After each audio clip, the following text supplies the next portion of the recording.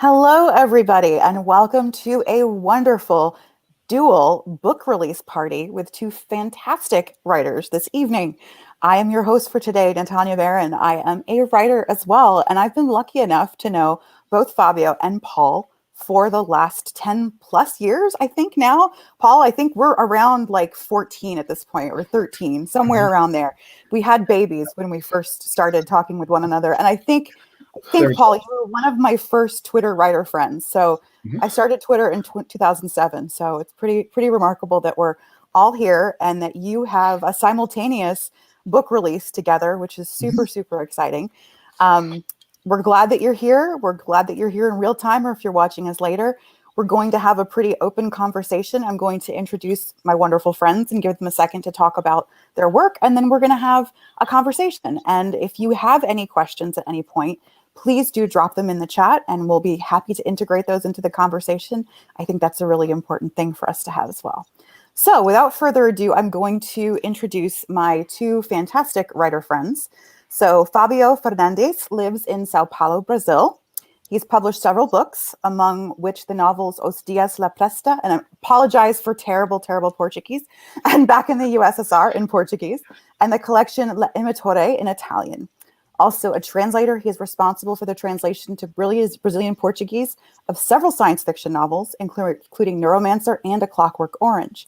His short stories have been published online in Brazil, Portugal, Romania, the UK, New Zealand, and the USA, and also in Anne and Jeff Vandermeer's Steampunk 2, Steampunk Reloaded, the Apex World of Book of World Science Fiction Volume 2, Stories for Chip, co-edited with Jibril Al-Ayad, the Post-Con anthology, We See a Different Frontier, and with Francesco Verso, the anthology Solar Punk. He's a graduate of Clarion West, class of 2013, formerly a slush reader for Hugo Award winner Clark's World magazine. His first book in English, the collection Love and Archaeology, was published in March by Luna Press Publishing, and I'm going to read just a very brief overview of this wonderful collection. Love and Archaeology, this is in Fabio's words, is my first collection in English. Here you will find 14 stories ranging from science fiction to weird, mixing future scenarios off and on Earth and alternate realities, but in fact, they are essentially about one thing: love and its malcontents. A man who refuses to let death erase the memories of his loved ones, two time travelers leaping through the eons in a literal love and death relationship, a murderer in love with the ghost of his prey, and more. What would you do for love, dear reader? What lengths in space and time would you go to? My characters, who when all is said and done are extensions of myself, have done it all. So Fabio, how are you today? Oh, hi, Natania. I'm good. I'm a bit tired because me and my family just moved for another Mhm. apartment a week ago, and the pandemic. That's Yeah. it's all over us. Unfortunately, I'm very sad to say. By now, Brazil is our worst case scenario. We are the graveyard of the world, Mm-hmm. as many newspapers had said, and they are not wrong. Mm-hmm. I'm trying to keep focused on my family. We are locked in home.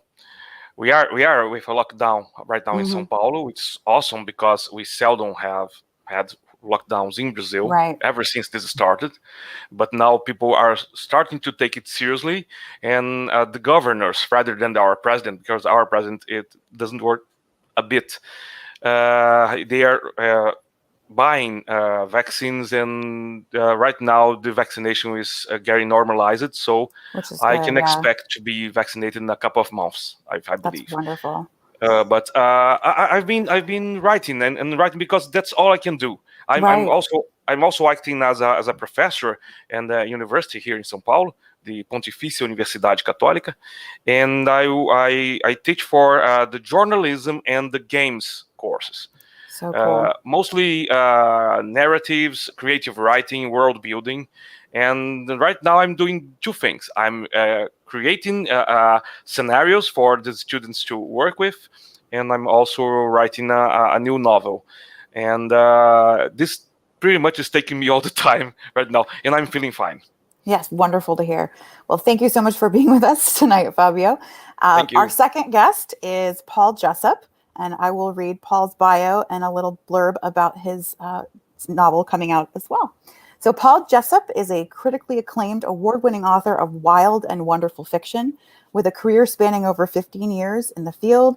Has published in so many magazines, he's lost count. His most recent novel, Silence That Binds, comes out in April 1st from Vernacular Books, whom I'm very familiar with as well. In his scant free time, he bakes beautiful bread and makes pixely video games. Kirkus Reviews said of this wonderful book, Silence That Binds, a striking tale of violence and redemption with an abundance of mysterious dream nightmare imagery. That's about as good as you could possibly hope from a Kirkus review, Paul. So congratulations. How are you doing today, Paul? No, I'm doing fine. Pretty much just very tired, but I've had a lot of coffee, so hopefully that'll kick in soon. I'm excited because, I mean, technically speaking, this is my first full novel, because everything else I'd gotten published that were books was a short story collection, Glass Coffin Girls, and I think 2010, something like that, somewhere around there. And then Close Your Eyes, which was also, do I have it over here? No, I got Open Your Eyes, but Close Your Eyes, which was a novella, and then Open Your Eyes, which is 2 novellas and a short story. So this is my first real grown-up actual book. Oh my. That's so incredible. I'm excited. It's so good. It took me 5 years to write, and I realized that I'm just a slow novelist, and I'm okay with that now. So yeah, absolutely.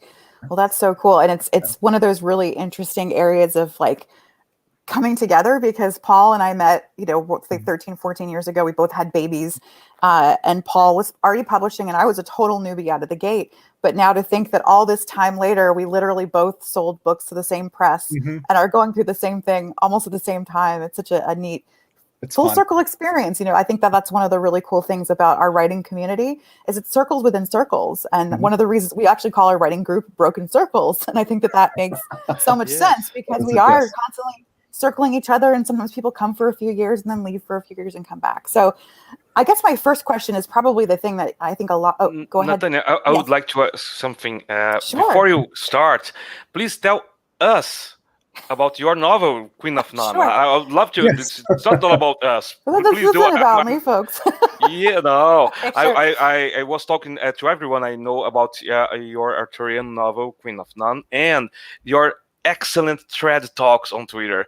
Please talk to us a bit about this before we start. Sure. I'll give you the quick thing. So I did published in December 1st of last year, right at the end of the pandemic nightmare. And let me tell you, we'll talk about this a little bit, but promoting a book during a pandemic is something nobody ever prepares you to.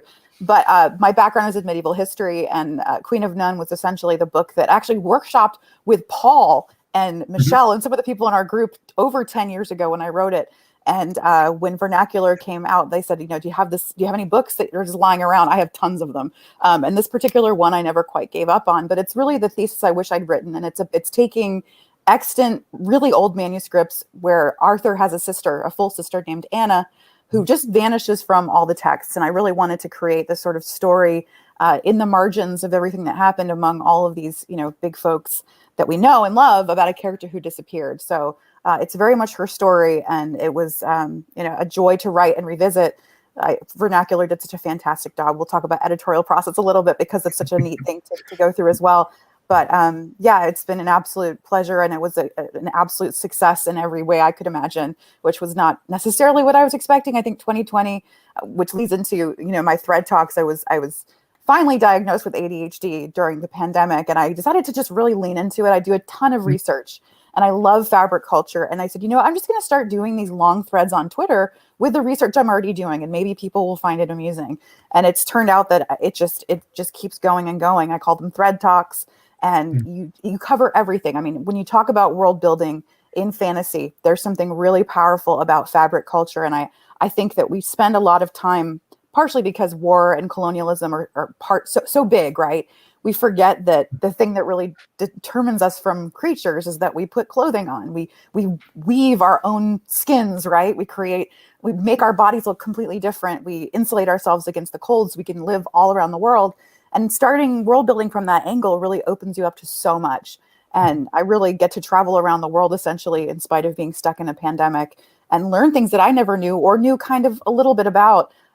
This week's last one was about muslin. And in the US, most people think muslin is this very cheap fabric that you use to create sort of your scratch versions of clothing, but it's actually probably one of the most incredible fabrics that was known to man, and essentially the versions of it that we know from history are lost, and people are trying to revive it now. So it's very much a sad story, but a beautiful living story, and that's fabric heritage. So yeah, so next week it's going to be about beads. So I'm very excited because beadwork is really cool too. Nice. But thank you. That's what I've been doing. So, it's a wonderful job. I haven't had the opportunity to read Queen of Know now, but it's my own to be read list. But I've been following your TED Talks. That's been fascinating because that's what I talk to my students. I recommended them to my students because we are talking about world building and the economics of world building. It's a must read thing. But thank you very much. Yes, but this is not about me. This is about both of you. So let's talk a little bit, since we're talking about this, because everyone's life has changed, and there really is there's no manual for how to do this. And we're parents, and we're spouses, and we're children, and we're brothers and sisters, and all of these things. We're writers as well. And for many of us who are into futurism or into writing and into science fiction, this feels so much like we're living in a science fiction experience versus like our regular lives. And it's hard to write in a normal year, let alone a year with a global pandemic. What has changed? How have you balanced, seeing success in publication and your writing with everything else that's been going on? And whoever wants to start can start. Do you want to do the honors? Sure. Yeah. I will admit the first few months, it was extremely hard to write. Everything was just disrupted. I mean, finding times with the kids being over here a lot more often, and then working remotely. At least I'm lucky where I'm at. The university where I'm at, working remotely, they don't act like you have to do more work to prove that you're working from home. I've worked other jobs before where I've had to work remotely, and they tend to overwork you because they think you're not doing anything. So I'm very lucky with that. But it did take a while to finally get my balance again and start writing again. And really part of it was actually with the book coming out, with The Silence That Binds, doing the editing for that really just gave me the courage to look and come up with new ideas and start writing again and getting back into working on a new novel. At the time, I'd been working on a generation ship novel for about a year, and it just wasn't working. It just wasn't gelling or coming together. And I realized it's because for me, even though I love reading hard science fiction and I love the ideas of hard science fiction, it's very difficult for me to write because it's a limitation of my imagination, and my imagination just wants to go all over the place. So it just wasn't working because it just kept going to weird places but not interest. It became a mess. Let's just say that it became a mess. So I got the courage to finally just finish The Silence That Binds edits that I was doing, and then I took that other novel. I said, this is a mess. I'm just going to not even use the sunk cost fallacy and try and defend it. And I started working on another book that I've been working on now since probably last November. And it's very slow going, but I've been doing that on purpose. I'm trying. I think the main problem I had with the other one, other than hard science fiction, me just kind of don't work as a writer, is that I was trying to write like 1,000 words every day. And if there was a blank page, I just kept writing. And I think that's what turned it into a mess. I think I just kept trying to keep writing, I'll fix it later, keep writing, I'll fix it later. And it was like a house of cards that just kind of fell down. And with this one, if I'm stuck, I just take some time away and just meditate on it and think on it until I feel ready to actually go and do what I do next. And so far, that seems to be working. It's very slow. Only 30,000 words since like last November. But that seems to work for me, the slow writing. So that's pretty good, but I think that's a really important thing that I've seen a lot of people talk about, is sort of giving yourself grace in this difficult time, because being upset and having sort of shame about not writing to these imaginary goals is just going to prevent you from expressing yourself. And we know that a little bit of stress is good, but a little too much, I think, can kind of break us a little bit. And you have the freedom to do that. I think it can be a really powerful lesson as a writer. There's so much writing advice out there, right? But you really do have to figure out, what works for you. So how about you, Fabio? How have things changed for you? Yes, not that different from Paul, because the first 3 months last year were sheer hell. I was very depressed. I could barely get out of bed, and but I have to kept going because many of the university. Because fortunately, my university acted very quickly on that and said, "Okay, let's shift to online classes, and let's do this on the fly." And okay, but and it everyone came out of that beautifully because we could do it, and we had our share of problems. Many students were also depressed. We had several problems. Fortunately, at that time, none of them caught COVID. Everyone they were at homes. Now we are getting news of students and parents and grandparents of students being admitted to the hospitals with severe cases. But in the beginning, we are very much afraid of something. We couldn't have imagined things would get to this point right now in Brazil. And fortunately for me, in terms of writing, the first 3 months, March, April, May last year, I didn't write anything at all. What I've done was just for the university. But fortunately, I had written a novella in 2019, and I finished it just a few weeks before the first lockdown. And I finished it in February, I think. It is a steampunk novel called Under Pressure that New Compress is going to publish later this year. I was a bit behind the schedule, but I talked to Ian Waits, the publisher, and they said, "Oh, okay, take your time," and I managed to finish it in the nick of time. And I had already talked to Francesca Barbini, my publisher of Love and Archaeology, because this was a lighter job, because I had to read again my stories, and then I could before this period, this lockdown period, to wrap up the collection and send to her. So when the lockdown happened in the beginning, I could focus on my family and in the university. So in the 4th month, I think June or July, I really started writing again. I had started a novella called The Dharma Freaks, which is a novella writing involving Buddhism and artificial intelligences. And at some point, I never published this novella. I sent to an American publisher. He liked it, but he said, "Oh, it's not my cup of tea." And I showed it to a couple of American writer friends, and they told me, "Oh, I loved it, but maybe you could expand it, because there are so many things you don't explain the story." And I tend to do that. I tend to sometimes to write short stories that can easily be turned into novellas, and novellas that can be turned I know into that novels. feeling. Yes. Chip Delaney told me that on Clarion West in Seattle in 2013. He read 2 short stories that I had written for the workshop, and he told me, "Okay, I get it, but I didn't like your stories. You have too much to say, and you almost don't say anything. Don't you prefer to write novels?" And I froze and said, "Oh yeah, maybe. I don't know. I didn't know what to say." But today, I think that's it to me. Paul had just found out he is okay with writing slow, and I'm just finding out in this pandemic that I'm a better writer of novellas and novels, not short stories. I have 2 or 3 short stories I'm finishing, but and now I got the momentum to write them.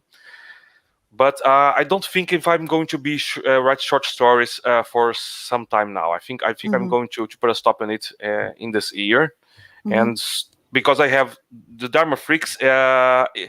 It started with a short story that turned into novella, and now it's book 1 of a trilogy. I'm already writing book 2 as well, so I have to focus. I focus on this. But okay, I'm writing a lot these days. I read that. I remember reading Dharma Freaks. It's really good. Oh, I think it's one of the people that said it should be a novel. Yeah, absolutely. So that it makes me think about both of your writing styles, and you both come from really interesting backgrounds. I think, Paul, I'd love to hear you talk a little bit about. I know since you've been published, since people have been reading your work, the word poetic comes in all the time. And one of the things I love about your writing is how you constantly are playing with language and Thank you. using sensory language to, even use words that might not usually be nouns or adjectives, or you play with it, and it has this very like etherealness to it that I love. What are the kinds of influences that you had in particular to writing this book? And I think how does poetry and how does language kind of reflect in your approach? Well, I'll tackle the poetry thing first. That actually goes back to when I was in high school, and I was reading a lot of poetry. Like I was really big into, especially like the beat poets, as well as the lost generation of poets like T.S. Eliot and Yeats and other ones like that. And so I was into Jack Kerouac, William Burroughs, Lawrence Ferlinghetti, Deanna DePerma, and other writers like that. And what I loved was like how they would do like this free form riffing on words where they'd combine words that don't seem to make sense, but then they kind of work for emotionally speaking, And at the time, I actually got my start writing poetry. The first thing I ever had published was a chapbook of poetry when I was 19, I think, and it was definitely strange. It was called Beware the Glass Rabbit, so that should tell you something. Like I was weird from day one, and when I was in high school up into my early 20s, every single day I try and play word games where I just try and combine words together to make interesting things that seemed they had potential, and I just write them down and I'd save them for later, and I'd keep doing that over and over again until it got to the point of where it was kind of like second nature to just kind of combine words together and see what happens. I've gotten out of the habit in the last few years, but I can still do it when I try. But it was just really something I enjoyed doing. It was very much, what's the word I'm thinking of? It's like improv. And I kept trying to do, like my friends would do it too. So we'd just sit around and improv all day, just weird word combinations. And it was interesting because like with science fiction fantasy, weird word combinations are kind of like it's bread and butter, I mean, like, even if you look at Tolkien, some of his most interesting ones are like the Misty Mountains, and like, just like even when he like in The Hobbit, he didn't use any of like his invented languages, but he had really interesting names for places and settings that had like such compelling backstories implied in it. The same, like I was been talking about The Last Unicorn a lot, but that was also a favorite of when I was a teenager. The book.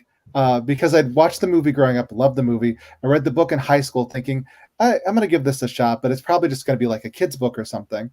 And I was blown away because it was written in the same poetic style that all the beat writers and people like that loved, that I loved at the time, that we wrote like that. And I was just like, this is amazing. And he did the same thing, like with places like Hag's Gate or the Red Bull and stuff like that. Like the names like implied so much, and I just love that, and I wanted to keep doing that. So I mean, that's where a lot of this kind of poetic writing comes from. And then there are also writers that I loved at that time period that now I just kind of like, okay, that was too much. Like for example, Anais Nin's book, what was it called? House of Incest. And it's just an overload of all this writing like that, to the point of where you get so lost you can't find your way. There's no anchor or hook to it. And I realized, as cool as it was to write all that crazy wild stuff that I used to like in my 20s, I wanted to create an anchor to it. I wanted the improv to be done, and I want to start to like go forward with this and do it with a purpose, so that I wouldn't lose readers, but I would give them that same glimpse of something greater behind it. And then finally, for this book, the main influences for this were Ursula K. Le Guin's The Tombs of Atuan. Fantastic book. Right, because I loved her use of anthropological ritual and magic. Most fantasy and science fiction novels, they don't use anthropology. They use some sort of almost AD&D style like magic rules system. Yes. And real world magic is just so messy and interesting and fascinating. And I wanted to do something like that with this. And what was the other? Oh yeah, and Delaney's Nova. I love the structure of that. So like the first part of the book, you're like going with the characters, getting introduced to them, everything else, and you get the plot and everything set up. And then all of a sudden, for the longest period, you're in a flashback. And it's not like a quick flashback like in a movie or most books. It's like half the novel is a flashback. And it's amazing because when you actually get to like you return out of the flashback, it creates this deeper story where you really feel for the characters and there's an emotional resonance. I pronounce words good. That's fine. And We then haven't talked to other humans very often, so it's fine, Yes. at this point. what is this? Humans? What? And then the final one is Gene Wolfe's his Shadow and Claw. Mhm. The world building of that I absolutely love. He doesn't explain anything. No. There's a scientific reason behind everything, but then they use the flower as a weapon. I mean, it's amazing. So I wanted to do something like that. I wanted to get that same unreal, no explanations, just this kind of I don't know how to say it. It's like very surreal. I guess the word surreal is going to come up a lot when I'm talking about my novels, but it is very like that very kind of surreal thing. Oh, and one more. Princess Mononoke was a huge influence on the curse that happens in the book. That's similar to the curse that happens in Princess Mononoke, where it changes the body into like monstrous transformations. So I mean, there's that, and I thought in the movie it was beautiful, his transformations. It wasn't ugly, I mean, some people would think it was ugly, but it was not, and it made me think of like medieval depictions of Catholic saints, where they're in these horrific moments of violence, but it's so beautiful at the same time. Like they have this beatific look on their face, and the way it's posed and everything, it's gorgeous, but it's also horrific. And I wanted to kind of do the same thing like that. That's so cool, and I think it really, it brings it together. I'm lucky because I've been able to see, your process, because we share excerpts in our writing group, and so I've seen this over the years, kind of, grow and change, and different ideas come in, and you have such a hands-on, almost like forming clay kind of approach to the work that you do, which I think is so neat. And that's why it's so unexpected. Sometimes you find yourself, in the middle of a paragraph, and you're kind of like, you kind of forget where you are because the language is so, transporting. And I think, the Tombs of Atuan is a great example. What I love about even the opening of that book is that, Le Guin is so incredible about giving every sense that your body has an understanding of what is happening, from temperature to texture to sound, and they're all related. I mean, it's like, I think there it talks about the robes over the dirt and the grass, and it transports you. And I think that can be the power of, really beautiful language in the work that you're doing. So and I apologize if you hear rattling sounds.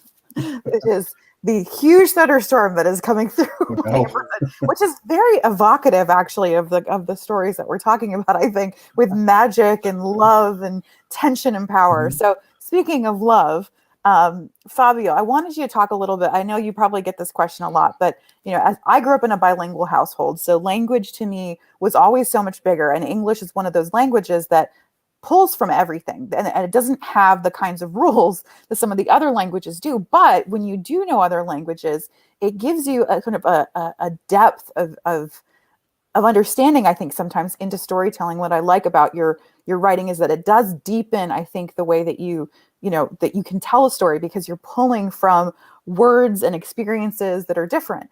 How this is a big thing for you, being your first collection in English. What is your process like, and how do you begin writing in English? Do you begin writing in Portuguese? How do you come to this, and how do you what is different about what you bring to the world? When I started to write in English, that was 2008, I think. Before that, I had written one short story, and I published it in a website, an American website, but it was a free. I didn't earn anything for the story. It was a kind of experimental one. But in 2008, I started working, writing reviews for the late Eugene Foster's site, The Fix. And I loved it. I would like to know, to recognize how much Eugene helped me in the beginning. She was so generous. And we started exchanging email almost daily to talk about one thing or another regarding reviews, and I was feeling a bit insecure, but she managed to make me get rid of this insecureness, because sometimes I'm very maybe it doesn't appear this way, but I can be a very shy person, and I tend to stutter a lot, especially in English, but I also do this in Portuguese. And I was afraid that I couldn't transmit my writing. It wouldn't translate well into Portuguese, into English. But I think I started doing it for the past few years now, finally. Because when I started, my writing was too flamboyant, too full of stylish prose, and I wasn't liking it. And Clarion West was very good for me, because it was where I had a chance to talk a lot with Liz Hand, Joe Hill, Alan Datlow, Neil Gaiman, Margot Lanigan, and Chip Just a few people. Yeah, I think I've heard of a couple of them. Yes, but they were awesome, because they in my awesome classmates as well, like Usman Malik, Neon Yang, for instance, Lily Yu. They also told me many interesting things that I probably should do better. Because one thing I love about Paul's writing is because his language is so sensual, in the sensorial sense of the word. Sometimes I want to pluck his words. And I completely know what you're talking about. I completely yes, do. because I like the sensorial thing. But I've had another upbringing of a journalist, and so I love a more how can I say in English, a more dry writing. We used to say in Portuguese, escrita seca. When you, okay, let's do it straightforwardly. But sometimes that can be strange, because it won't do. The story, I think each story asks you to do with it a different thing. A story, one of the stories in Love and Archaeology was a lover's discourse, which I published it, and the in Grendel song, edited by Paul years ago. Love And that story. I really loved writing this story, because it was about that, about the stories, the sensuality, the pleasure of the text, to cite French philosophers, and when I wrote this particular story, I think I reached a turning point in my writings, because I think, okay, I want to do something that celebrates this sensualness, and all the same, I want to be straightforward. And I can never forget one thing that Samuel Delany told me in 2013. He told me, if you commit, if you really try to write daily, he never told me, oh, you have to write daily. But if you try to write as much as you can, as frequently as you can in English, I think that in 3 or 4 years, you'll be writing as a native English language writer. And I think that 4 or 5 years later, I finally started to do this. And I think I'm still learning the ropes, but we all are, to be honest. yes, it's easier for me now, far easier than speaking.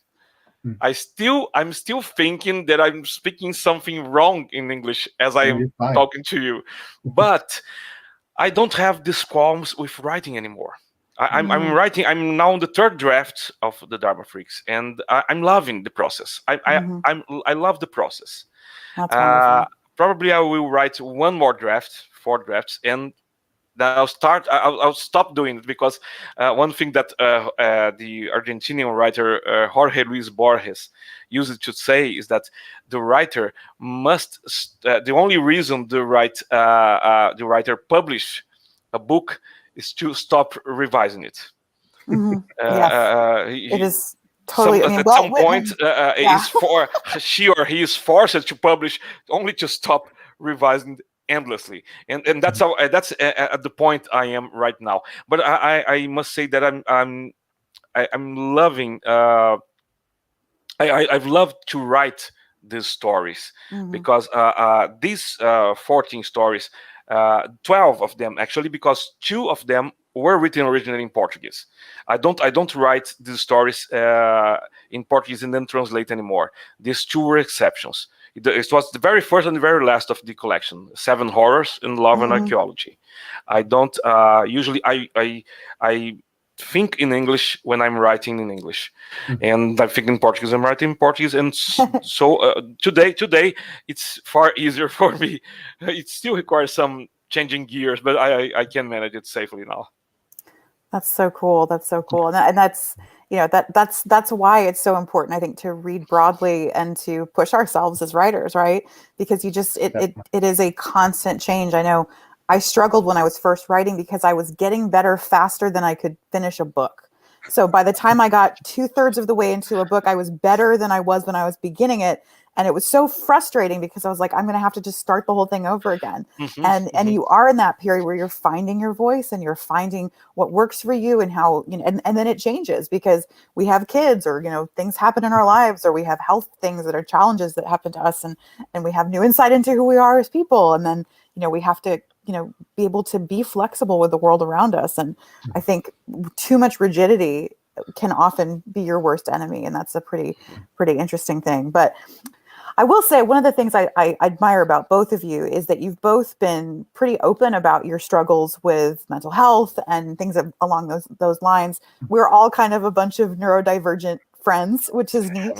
And I think, we're in a time now where, and mental health and creativity, not that I believe that they're connected or necessary to have one or the other, but there's been a long tradition, especially with men, people who are male presenting, to not talk about this stuff. And do you feel in the work that you've done in these books that there's anything that you brought to it that you look back on and you can kind of see that connection, or anything you might want to say about especially in this difficult time where I think a lot of people are coming to terms with their own mental health challenges, how that might impact the work that you do?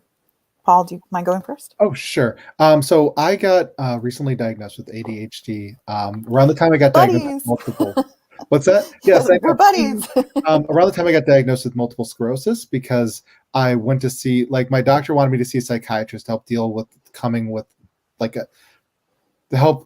deal with having such a huge disease dropped on me. And that psychiatrist was like, I think, have you ever been tested for ADHD or something like that? I'm like, no. He's like, I think you should. And then, yeah, we did. And that's what happened there. And it's interesting because until recently, one of the biggest problems I get, especially with my novels and things like that, is that I hear some agents saying that, well, they didn't like the writing style, or I get repetitive at points and things like that. And it's something I don't even notice or see. And then somebody was talking online about having ADHD and being an editor and helping other writers with ADHD and saying the exact same things that I was going through and what was happening, especially about the rhythm. I need my writing to have a certain kind of rhythm to it, or else it bothers me. It's a very strange thing, I think. And I think that's a huge part of it. I get obsessed with it. I read it out loud to make sure that when it's read, that it reads in a certain way, or at least to me. Obviously, I can't control how somebody else reads it. They might not hear the same rhythm or voice in their head that I do. And that also is that one thing I've been struggling to try and write about is multiple sclerosis itself. And it's very difficult. I can't write about it directly. I just can't. Yeah, I can understand that. I tried for... a publisher approached me and said, why don't you write about it, in a non-fictional way, talk about it, kind of like how Jay Lake did with leading up to his cancer diagnosis and everything. And so I tried to, and I just couldn't do it. It's too close to me. It's too personal. And I think the silence that binds, all the body horror that happens in it, is me dealing with it. It's me actually talking about it by not talking about it, by giving it kind of this fantastical, strange, bizarre way of doing it. I think that's what I have to do. Otherwise, I wouldn't be able to talk about it. Yeah, absolutely. How about you, Fabio? How has that influenced your work? And especially your work is so emotionally charged. And I think very often people who struggle with depression or anxiety or whatever flavor of neurodivergence is that emotions can be a big thing, and that can be wonderful, but it can also be a challenge. And I think that, your writing has that sort of poetic range that I think is really remarkable. Well, yes. One thing that I really admit I'm not so good in world building as I wanted to be, because I tend to focus on people. I love the human factor. When I'm talking about artificial intelligences, I'm certainly, I won't delve into the technical issues. I want to talk about how human beings are reacting to the singularity. So I try to create a story about a man who has to pair up with an AI, which I call entities in the stories, and this particular entity. This is the beginning of the story. No spoilers there. The entity approaches this guy, which is a lay brother in a monastery, and say, can an AI, can an entity attain nirvana? Could we try? And say, oh, I don't know. And they start to talk, to have these informal sessions, because the AI suddenly is interested in becoming a monk or a Wow. nun, because they have another gender. I had to devise a new pronoun for them, and that's another important thing in the story. Yeah. And but the thing is, my character, my protagonist, is of course is a version of me, and he's paranoid. Because the only thing I know for sure about my neurodivergence, but I've been diagnosed as a paranoid years ago, and that was really hard on me, because it took me a few years to deal with it, and to admit it, and to try to be to work around it, or better yet, to accept it and to let it go. But I had a tentative diagnosis as me being in the spectrum, but I haven't tested yet. I would like to do that after the pandemic, Right. Yeah. because there's too much pressure already on me. Seriously. But it's interesting, because I've been talking a lot, especially for my wife, because I have a stepdaughter, and she's neurodivergent as well. She's intellectually challenged, and she has Prader-Willi syndrome. It's a rare disease, and I live with them for 3 years now, and this has been a wonderful experience to me, because I have to talk to her, I have to understand her better, and in this process, I really started to understand myself better. Sometimes things that she have, that everybody else says, oh, she's having a tantrum, and I say, no, she's not having a tantrum. She's frustrated because she can't communicate something sometimes. And then I had to look in the mirror and say, oh, I can relate. This happened to me all the time since my childhood. And so I'm trying to deal with it right now, and my stories mostly. And the more I write, the more I can access that core, and have now I feel comfortable to talk about it. But it was sometimes I had to write, as you had said before, Paul, say without saying it. But right now I can say whatever I'm feeling right now, and I think my writing is getting better because of it. Yeah, absolutely. I think that's sometimes the unexpected thing about writing, is that it is, for me anyway, it's very much how I process my emotions. I'm not someone who necessarily processes an emotion in real time. I kind of envy people who can just feel a certain way, like anger or fury or excitement. For me, it always seems to be on a delay. And I work best through that in my writing. And sometimes I'll even kind of hit a point where I'm like, oh, this is what I'm dealing with. Oh, interesting. That's where this is coming out. So yeah, I think it can be incredibly powerful. And I think thinking about how, the more I've learned, because like you, Fabio, my son is autistic and has a variety of other challenges. And so often we want to use language that is ableist. We want to say he's stubborn, or he's whatever, he's mercurial, he's flighty, he's angry, but that's just what we're seeing. And there's so much more there. And I think with characters, as we want more characters. And I think there is finally a good movement in publishing for people to really say, we want you to present people that are different, because even things like autism, people still have no idea what an average autistic person is, because there is no average autistic person.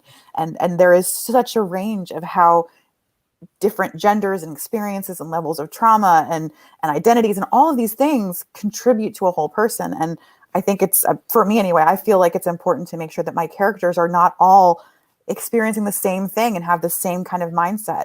And it makes it so much more interesting when characters don't all respond emotionally the same way in a given situation. And that's what's so fun about putting different minds together. And I hope people, continue to move in that direction. But what's exciting, we do have a question from our audience.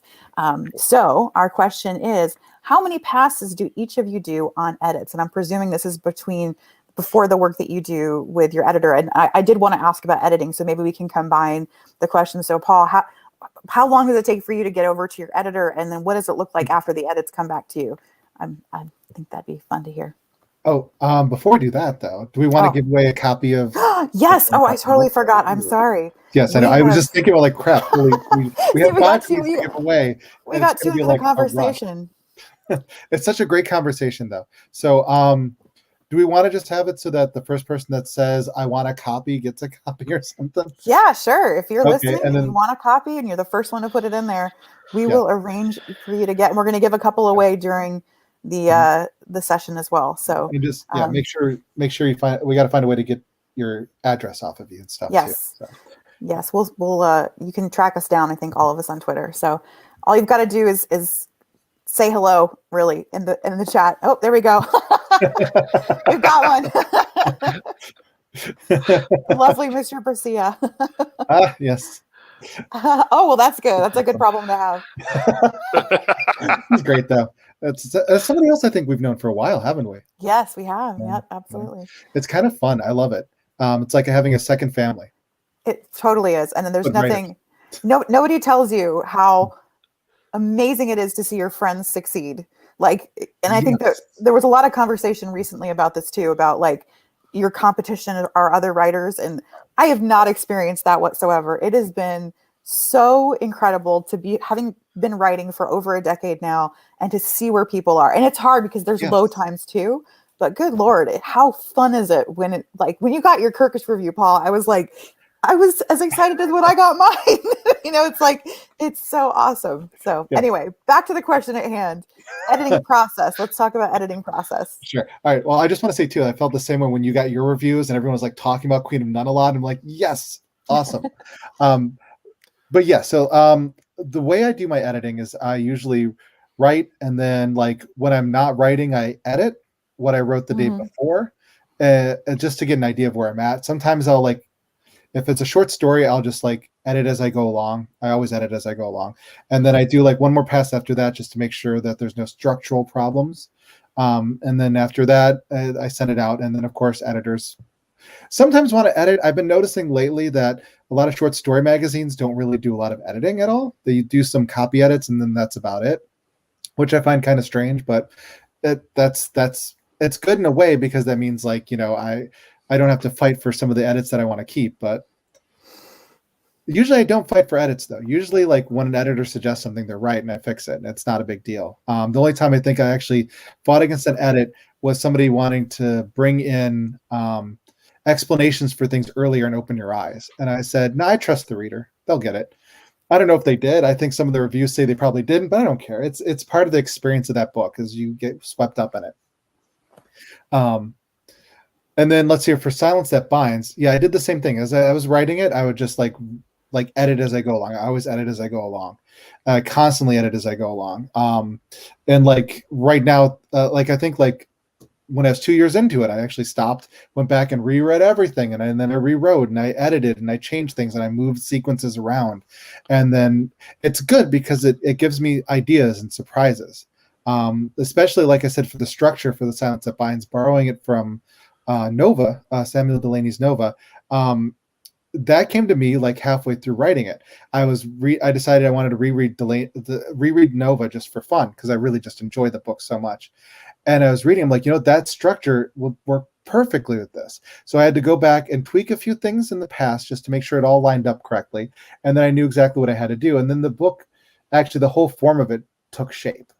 And I think that works for me, is like the slow editing and writing and editing and writing and editing and writing. And then the book slowly forms into shape. And then I can, like, keep going, and like by the time I get to the end, then I just do a single pass to make sure that none of the things I started doing, like, oh, I'm going to take the story this way, I can take those out, because I'm not taking the story that way anymore, and just make sure it all lined up and was kind of tight.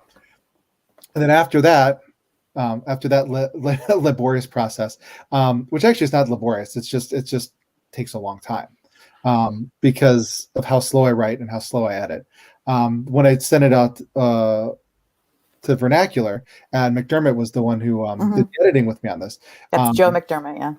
Yes, sorry. And he was fantastic as an editor. At first, he's kind of nervous. He's like, "Oh, there's a lot of editing I want to do with this, mostly like on the language level and things like that." And I know you're a very like poetic writer and everything, and I want to mess with it. And I'm like, "You're fine. Don't worry about it. I'll look at it."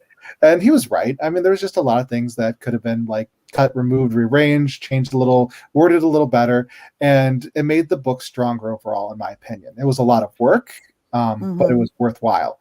And actually, I took a lot of his suggestions and stuff to heart, because there's a lot of just mental tics that I didn't even realize I was doing when I was writing, like repeating phrases, and repeating as basically I realized I was doing that when I was just I couldn't figure out what I wanted to say exactly. So I kind of put in filler words, The word something is the one that always gets me. It's like, it is something, but it's more than something. If you can use the word something, you can actually describe it. Yes.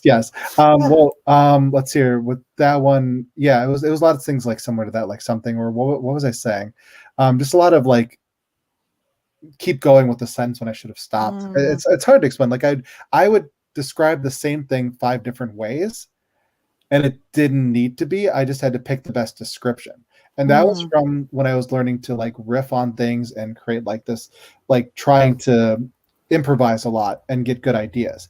And really, I was just saying the same thing 3 different ways. And so he like taught me how to, just kind of tighten that up a little.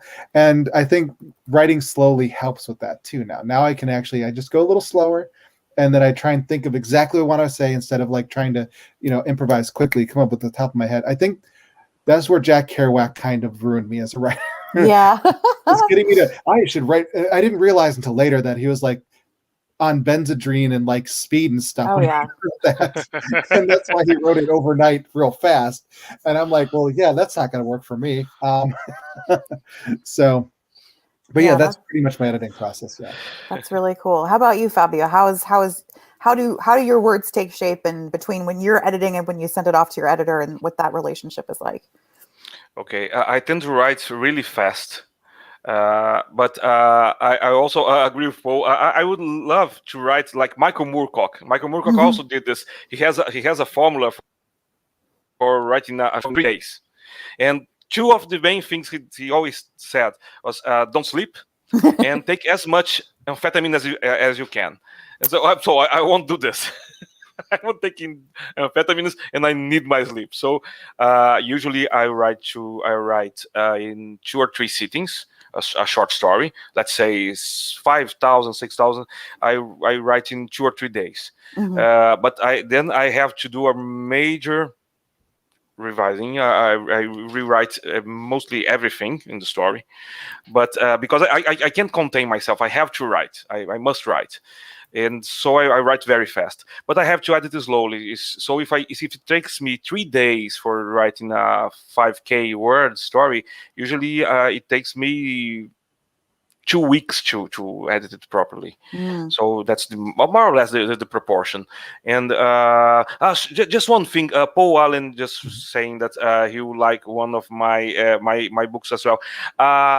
Paul, everyone, I will be doing a giveaway, but not today. I'm sorry. I will have to do it in 1 or 2 more days. Please follow me on Twitter. My handle is at Fabio Fernandes. I'll write here in the comments, and I will tell you more about it. I'm sorry about that, but I couldn't do this today. That's fine. But that's fine. But okay, but here is the thing: the short stories work like this, but not novellas or novels. Usually, I do more or less what Poe does. I tend to, but I don't like to scatter myself all over the place, because I tend to do this sometimes. For instance, I'm writing a novella, and halfway through it, okay, I see that, oh, I have to change something that I wrote down in the first paragraphs. And usually I just did a silly thing. I renamed the file and say, okay, my file is, let's say, Law of Archaeology, March. Okay, Law of Archaeology, March 27.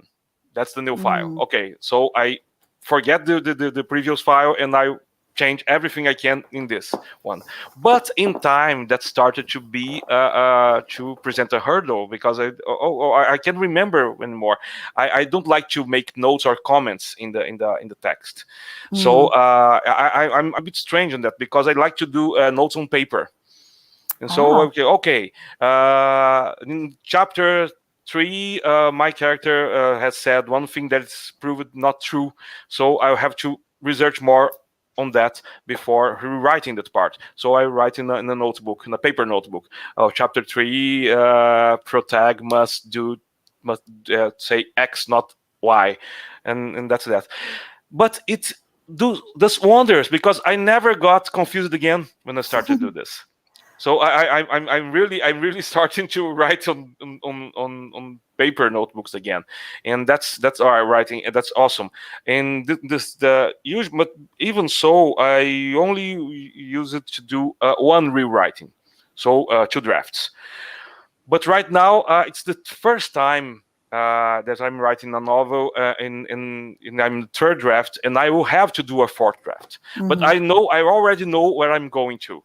So I'm in the final 50 pages of the story, and now I'm writing a major plan in paper. I'm ready. Oh, okay. I need to swap 2 or 3 scenes, and my characters in this final draft to do this, and this. And fortunately, I have everything plotted by now. Well, that actually brings me to the next question. So we've got a question from Melinda Jane about plotting. So, Paul, do you plot ahead of time or not? No, not at all. I knew the answer to this question, but I figured I'd let you. Sometimes I have a basic idea of what the ending might be, but roughly no. I don't plot. I plot as I go along. Like as I write, I completely, like I said before, I go back and I check what I wrote before, and I think about what's going to happen next, and then I try and get a good idea of where I'm going with it. But other than that, I don't really plot. I just kind of let the characters just do whatever the hell they want. I think that's actually a really good trick to getting organic plotting, is to just take a bunch of characters that have like a goal of some sort, and a bunch of other characters that, either want the same goal or want to stop them, and you just kind of throw them together and see what the hell happens. As long as they're interesting characters, that I think what happens will be interesting. Very cool. And how about you, Fabio? No, I plot ahead of time. I tend to be a plotter. I really like. I have right now. I was just counting the other day. I have plot books for. I have 12 or 13 plot books. Wow. Since 2012, I started to have plot books, and in most of the stories in Love and Archaeology, there's an appendix in the end with 2 or 3 pages, pictures of pages I wrote about some of the stories, and that's what I do. Cool. Actually, short stories until 5 or 6K. I don't do this. I write as I think, as I plot. I plot as I write, but not longer stories. No, I really like to at least to plot the beginning and the end. Sometimes I get lost in the middle, but in this case I do this. But there are also an interesting thing that I started to teach my students, and I even have a small course in Portuguese for now on Hotmart. It's about something I named the origami technique. Because I tend to unfold the text, and Dharma freaks. started with a 1K short story that I wrote in Portuguese. And it's available for anyone who wants to read it. I can put later the link for the story. And of course, many things is already went down the drain.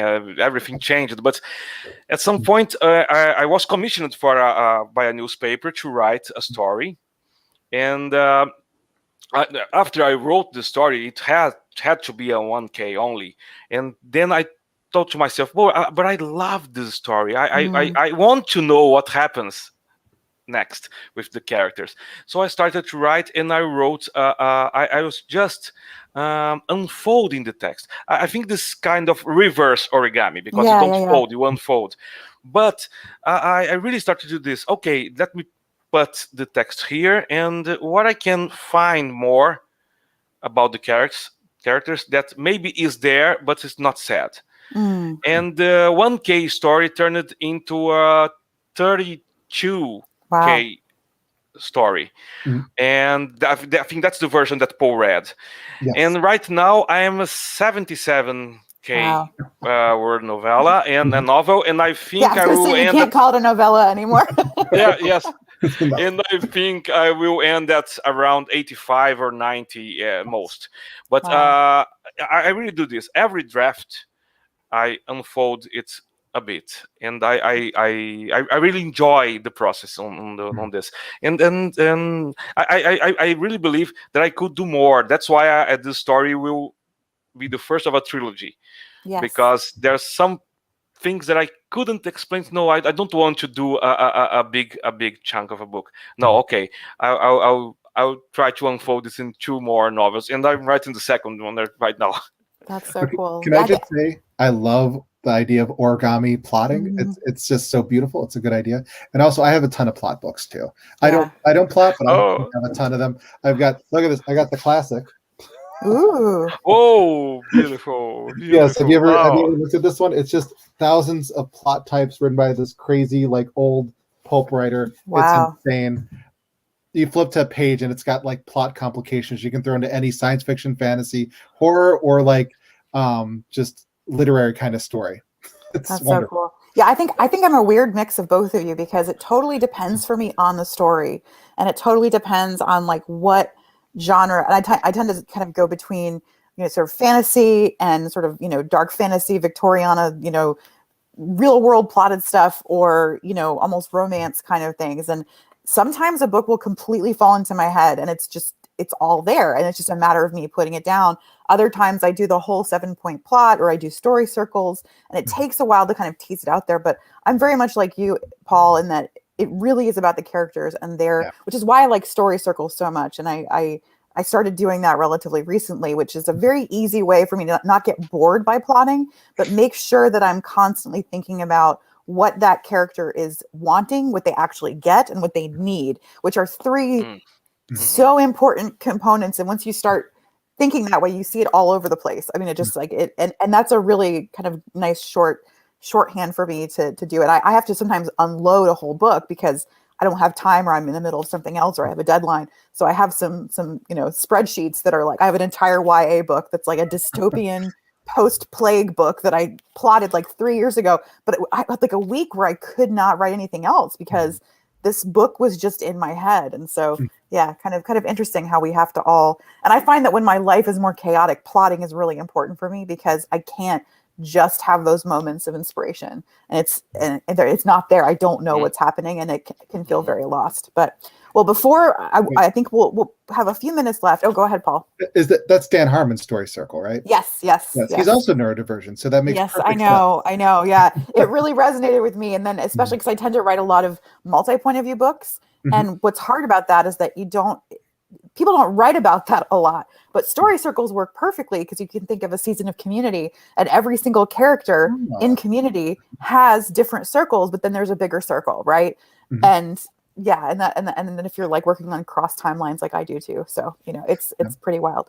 But what I thought we could do we don't want to go too much longer, because I know people have been with us and this has been wonderful and I appreciate it. But I thought we would do some lightning round questions, and then, and you guys can think about this beforehand, I thought you guys could ask each other questions, or maybe, I know you're so familiar with each other's work, and you've both written forwards for each other, and you've both written, talked about each other's books. Maybe talk a little bit about what you find so compelling in each other's writing, and then we'll just kind of do a little, sign off and where to find us. But for the lightning round, I'm going to ask 3 questions. So the first question, you can say for both of you, but Paul, what is your favorite monster? My favorite monster? Oh, that is difficult. You can give me more than one, but tell me about your favorite kinds of monsters. Favorite kinds of monsters. Oh, that is so difficult because, I know so many different kinds of monsters. Yes, you introduced me to the jumping Japanese vampires, I believe, at one point, Yes, which I thought was the coolest thing ever. They're wonderful, and the movies that they're in, everyone's like, "Oh, that's going to be silly." I'm like, and you watch, you're like, "That's not silly." No, holy crap. No, they're very cool. Oh God, I can't remember the name of those. Jiangxi, I want to say they're called. I probably bastardized that. Something fierce. One thing I really like too is the Welsh idea. Well, I mean, they say they're Welsh dragons, but in Welsh they're actually called worms, and that makes way more sense. And it's not WIRMS. It's worms, as in the kind in the ground, and they look like giant maggots, and they breathe poison, and they have faces and stuff, and they look nothing like the actual dragons of other mythologies and stuff. There's one really interesting when he gets thrown into a well. And in Welsh, there's dragons too, so that's why I consider these completely different things, even though people work together. It gets thrown into a well, and it grows and grows and grows, and comes out of the well, and then goes around the hill, and is breathing this poisonous mist, and it's destroying a village. And this one guy has to go and fight the worm with a suit of armor with spikes all over it, and that's how he has to destroy it. And it's got a sad ending though, because if I remember right, he was cursed that if he defeats the worm, the first person that he sees coming towards him will have to be sacrificed or something like that. And he hopes that it's his dog, and it ends up being his daughter or something like that. Oof. I can't remember exactly. I'll have to look that up, because now I'm completely getting it. That sounds awesome though.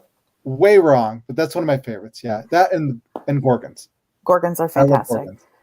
Okay, Fabio, how about you? What monsters sing your song? Well, I don't know if it qualifies as a monster anymore, but I think my very favorite is the Frankenstein's creature. But my recent book in Portuguese, back in the USSR, is a riff of alternate history and alternate fiction, and about what would happen if Victor Frankenstein, after creating the creature, hadn't shunned it and say, "Oh, this is beautiful, I want to do more." And so it will create another stepping stone for capitalism, and you will commercialize the Frankenstein method for resuscitation. But the creature, the only thing hurdle for the creature himself is that he's immortal now. He can die, and he'll try during he's not the protagonist. He appears very little in the story, but you see that he wants to die, and he wants to somehow to reverse the technique, and he can't. But because that's what I always felt for Adam. That's some writers like to name him as Adam, because he's not a creature. He's a son. He's a son that his father abandoned, and I really feel for him. And I thought, the guy's a bastard. The guy's because how this, because for the first third of the novel, Mary Shelley shows us this very confident scientist. I'm going to change everything. I'm doing my experience. I want to do the experience of alchemy, but it's very interesting because his father, alchemy is out of fashion. It's a scam. It doesn't work. Oh, I will prove you that alchemy works, and he proves it. And then he shuns the creation. No, I'm afraid of this creature, the huge man with yellow eyes. Sure. Yeah. The poor creature. He's a bastard. Yeah. No, I wrote a sequence of stories in Portuguese, and then culminated in this novel. But I must tell you that I don't like very much horror movies, and I scared shitless of zombies for instance. But sometimes this kind of creatures, as the Frankenstein so-called monster, I'm in love with them. I love them. I like to cherish them, to raise them, to be with them, to say everything's going to be all right. I like Very monsters cool. that are beautiful, not scary. Yes. Yeah. Yeah, and I think that beauty in monsters can be very open for interpretation. My Yeah. personal favorite is always the Lamia, and I love John Keats and his description of Oh. Lamia. Mhm. I've always thought was just beautiful, just because Yes. she happens to be scaly and have yellow eyes and all these things. It doesn't mean that she's not, Exactly. beautiful in her own way. So yeah, Exactly. absolutely. So that leads me to my next question, Paul. What poet would you suggest people read right now in this time? Oh, in this time. Oh, that's really difficult. There's no wrong questions. There's no wrong I answers. know. I want to give word to some of the latest poets I've been reading, like that people have been posting on Twitter, like links to some literary magazines and stuff with some really fantastic poetry. But I can't remember any off the top of my head. I feel terrible about that, though. I'm just going to go with an old standby and say E. Cummings, or maybe Keats or Yeats. We go with the old classics Yeah. because I can't remember the other names and I feel horrible about that. It's fine. I'm putting you on the spot. So Yeah. how about you, Fabio? What are No, some he stole my answer. I was Okay. about to answer E. Cummings as well. Yeah. Or Keats. No, I love Cummings. I translated a few of his poems to Portuguese Oh, a few years ago, and I really think he talks to me and to us in this situation. But I would love to talk to recommend Beckett as well. Beckett and the short story, the novelist, and the poet Beckett, rather than the I don't like. Maybe it's a heretic opinion, but I prefer his novels, because there are some fantastic novels in the fantastic genre that he wrote. But and it's this I think he creates a cognitive estrangement far more than some science fiction writers. And this is a good estrangement, not a bad one. I don't feel I feel weird, but good when I read Beckett. So let's take with Cummings and Beckett. Okay, cool. And what are you reading right now, Paul? Oh, what am I reading right now? Oh, geez, I've got my pile of books in the other room, obviously. I'm actually just rereading a lot of older stuff. Like I started rereading The Last Unicorn just because it's been a few years, and I thought I should really read that. I love that book. It's so well written. It's probably one of my favorites. A Fight in Private Place I'm also rereading because those are the two Beagle books I have. If I had more, I really wish I had Giant Bones, because I'd like to reread that one too, because that's also really good. He's a fantasy writer with such a way of like poetry and stuff with his words. I'm also rereading. I got an illustrated version of Neverwhere that is the complete author's like preferred text. So I read that, and it's interesting because it's completely different from the one I read years ago. Like, I guess the original American version, because this is the British version, they cut out a ton of the jokes. It's a really funny book. There are no jokes in the Neverwhere that I read like back in the late 90s. Oh, wow. Like, all of it. And it's so weird reading them. Like, this is actually a really funny book. Why did they do that? Oh, well. He talked about that in the intro, and he's like, I guess the editor thought Americans wouldn't like a serious book with jokes. And well, to be fair, when I read the Narnia books, I didn't know that a muffler was a scarf and that a torch was a flashlight. I was really confused why these kids had like fire torches in their pockets, but I think we got past that. I think there's I had the same thing. There was an electric torch described in Narnia, and I thought, that sounds so cool. It's just a flashlight. It's a flashlight. I was so sad when I found out what it was. About as sad as when I first tasted Turkish Delight. Oh, for sure. Yes. How about you, Fabio? What are you reading right now? Well, I read a bunch of stuff. I was just for checking my Kindle library right now. I'm not reading much paper books these days, and I'm finishing the fabulous Cromwell trilogy by Hilary Mantel, The Mirror and the Light. I spent the past 3 or 4 months reading it because it's a more than 1,000 page book, but I want to savor it because I read these books very slowly, because It's a very moving book. Sometimes I cry when I read it because it's really really powerful, and her writing is very powerful. I had heard of her, but I'm ashamed to say that I had never read Hilary Mantel until I saw the Wolf Hall series on Netflix. When I saw it, I was like, "Oh, okay, this is a good series. Oh, maybe I should give it a try." But I didn't know who Hilary Mantel was. Shame on me. But then I read it and I fell in love. So, oh, she's wonderful. That's And so so cool. I devoured the first two books last year, and then by the end of the year, I started to read it to Mirror and Light. And science fiction, or fictionally speaking, I'm reading my friend Aliette de Bodard's Seven of Infinities. Oh, it's So a good. good. Huge. There's a huge in the sense of quality novella. I love her novellas. Love her She's incredible. novellas. Yes, no, and her dialogue is very very sharp, very witty. I love this. I have much to learn from Aliette as well. And one last thing, I'm also reading very slowly the stories of a new the cyberpunk anthology edited by Milton Davis. Oh, It's very cool. an awesome anthology. I'm reading it very slowly too, but it's a really good riff on cyberpunk. Written by black writers. Some stories are really interesting because some stories are present the same old tropes, but in a different light. And others are trying to keep up with cyberpunk and present this very, very different stuff, very weird stuff.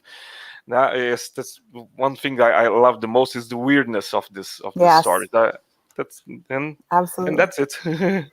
Cool. Well, before we sign off, I would love you, Paul, to talk just a minute about Fabio. And Fabio, I would love you to talk just a minute about Paul. But you want to give away another book? Yes, I know. Okay. Yes, What we'll probably do then is because I got 3 more after this, so I'll give the other 3 away on launch day for my. I was going to say that, or we on Twitter is a great way to do it too. That way you that's get. what I'm thinking. Yeah, so we'll do that. Cool beans. So we'll do one more and then Yeah, if anyone else wants a copy and you weren't there earlier, I know people have come in and gone, which is great.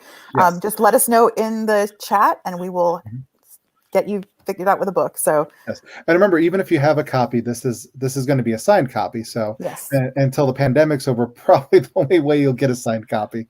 Very true. Very true. One for reading, one for collecting, I guess.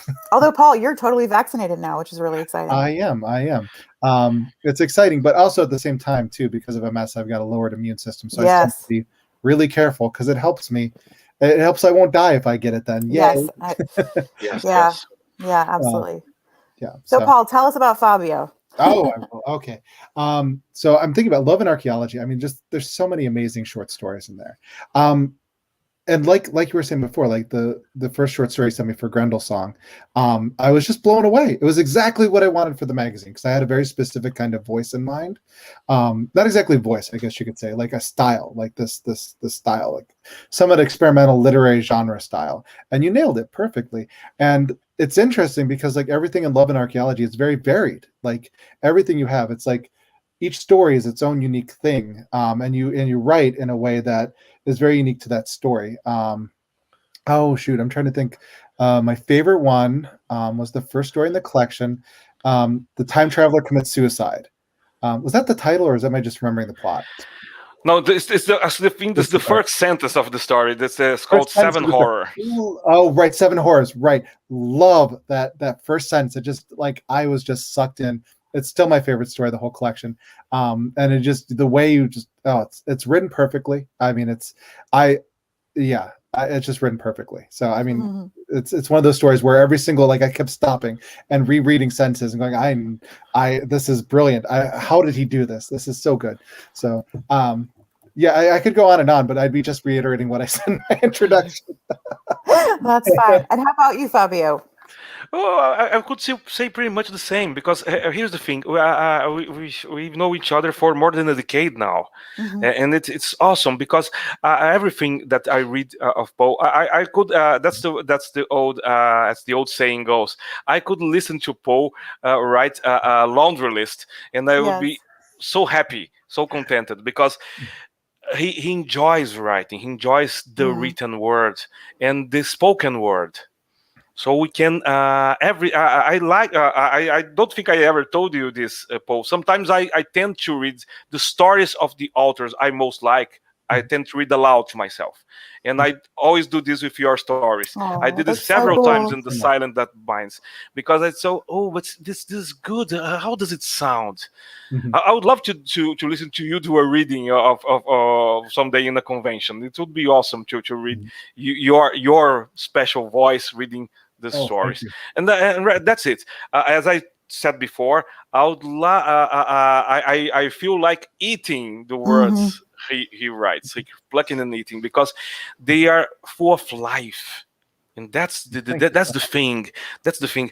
I sometimes there are plenty of authors that I love. I won't name them here because Mhm. they are good, but they don't wow me. They don't amaze me. You see, okay, I like their stories. I will read them on and on. But Mhm. sometimes, and here's the thing: sometimes I love the writing, Hmm. maybe more than the story. Not the case with the silence that binds, but sometimes I do this. Okay, what's the story? Oh, I don't remember exactly all the story, but remember let me tell you that sentence. Let me Hmm. tell you what it did to me, and that's all. I'm all full of energy, right? Full of Yes. adrenaline, only thinking about it because I it's like it's really watching you beautiful. fanboy all over each other. It's fantastic. Yes. and That's and so I cool. let me say just one more thing. I'm loving to be here with you Me too.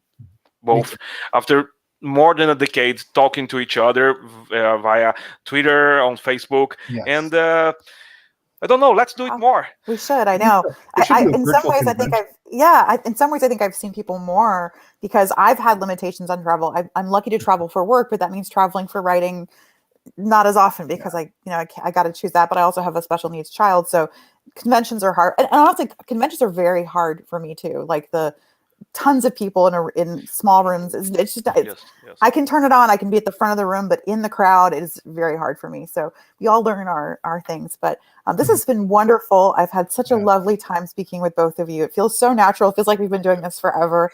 Can you tell us a so little good. bit about where we can find you, where we can order your books, and what's coming around the corner for you? So I'm going to start with Fabio this time. Fabio, where can we find you? What are you doing next? Okay. Right now, I'm scattered all over the web. I have. I'm not posting very much on Facebook, but I'm there. I can read the notifications, and I'm very active on Twitter. I already wrote in the Hmm. comments at Fabio Fernandes, and I have this channel. This is being streamed on my channel, my YouTube channel. But alas, I have a few videos. All of them are in Portuguese. Several of them have subtitles. But I'm planning in the next semester of starting doing some short videos in English. Mm. And finally, on Instagram. I'm also very active on Instagram, Hmm. and it's almost the same name of this: Terra Incognita Books. You can find me. I'm always talking about books there. And please, you want to talk to me? Don't be shy. I'm a bit shy, usually on crowded places with in flash space, but not virtually. I'm not shy. Cool. And how about you, Paul? All right. Mostly, I am also at Twitter. In fact, we're all like Twitter buds. I Is that know we are. Yeah. we've been on the? Actually, I think that's yeah. I think we met on Twitter. I listened to your podcast, and I was like, we must be friends. And Fabio, I'm trying to remember how we met. I think we met on Facebook, didn't we? I think so. Yes, I think so. I can't remember. It's been so long. And who No. Yes. contacted who?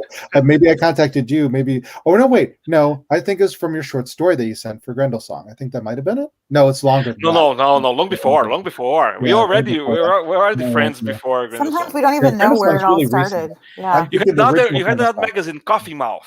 You remember Right. Coffee Mouth? Yes. I The think that sentence. was then. Yes, it was one long sentence. Crap. I'm One so long bad with sentence. Yes, yes. one long sentence. Yeah, something written as one long sentence. I love that. It was like this looping sentence. Oh, right. So I'm on Twitter at Paul Jessup. That's what we're talking about. Um, Yes. I have a semi-regular podcast with Selena Chambers where we just kind of gripe about like publishing and how like being a writer is hard and publishing sucks, but it's also great and amazing. But you know how it is. Like you get so many She's rejections. brilliant too. Like, Oh gosh, yeah. yes. So it's fun because I think for a lot of readers and writers, it's something they need to hear. Yes. Other people going through that process, Yes. But it's very randomly. Skeleton Hat Podcast is the name of it. It's been a while. The pandemic made it hard to do, but hopefully again soon. And I'm on Facebook. I don't ever check Facebook. I go on there and say, hey, look at my stuff, and then I leave because Facebook is Facebook, and it's a cesspool now. Other than that, that's mostly where I'm at. I think I'm going to be doing a live reading on the day of my book launch. I just came up with that now because I was like, I should have read some of my novel today, so I'm going to be doing it that day instead. Because I completely got to leave a little bit of mystery and a little bit of something for next week. That's right. Yeah, for launch day. So I'm just guessing. I've never used YouTube Live, so this will be fun. This will be a hoot. You could do it on Periscope too through Twitter, so that's always an option too. Ooh, that's an idea too. I'll have to figure that out. I got to decide. I'm very last minute. I'm very bad at this. This whole promoting thing, and I'm so glad Fabio wanted to do this and you wanted to do this too, because I was just like, hey, we're getting published near each other. I'm shy and I really hate being in front of everyone, so why don't I get two great friends and we'll all do it together. Hey. Yeah. I think this has been fantastic. So thank you all so much for coming. It's been wonderful to get your questions. Feel free to follow all of our wonderful folks on Twitter and Facebook and whatnot. Luna Press, right, and Vernacular Books are where you can find these works, as well as where good books are found. I know I always love to encourage people to not just get a book for yourself, but encourage your local library to hold them, because that's a wonderful way to get more books out. And libraries actually do pay for books. I know that's shocking, but they do buy the books that they have. So getting books in libraries is a wonderful thing. And I know both Paul and Fabio are wonderfully approachable. And if you've got any questions afterwards, I know they'd love to answer your questions. And thanks so much for coming. And I hope you have a wonderful rest of your weekend. So take care, everybody, and have a good one. Bye. Bye.